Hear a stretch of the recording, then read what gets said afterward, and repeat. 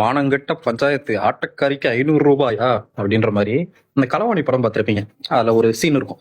என்னன்னா வந்து ம், பஞ்சாயத்தோட பொண்டாட்டி கேப்பா, ஏண்டா என் புட்ட புள்ள ஒரு பலூன் கேட்டா வாங்கி தரதுக்கு துப்பு இல்ல, ஆட்டக்காரிக்கு 500 ரூபா கொடுக்குறியா அப்படின்னு.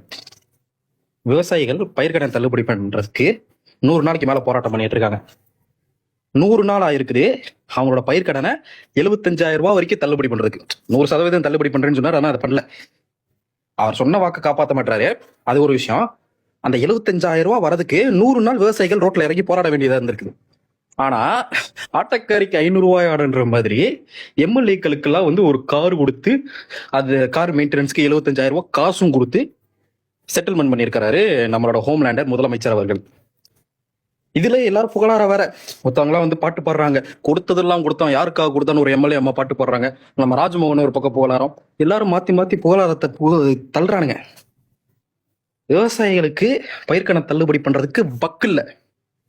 இந்த இளவெல்லாம் தெரியுது. எம்எல்ஏக்கள் முக்காவாசி பேருக்கு வந்து கார் இருக்குது. நல்லா வசதி வாய்ப்பு உள்ளவனுங்க தான். நிறைய பேர் கோடீஸ்வரனுங்க. இந்த பக்கம் இருக்கிற திமுக சைடுமே சொல்றேன், எல்லாருக்கிட்டையுமே கார் வசதி இருக்குது, எல்லாம் வச்சிருக்காங்க. கஜானா காலிங்கிறாரு, எல்லாம் வந்து நட்டத்துல இருக்குன்றாரு.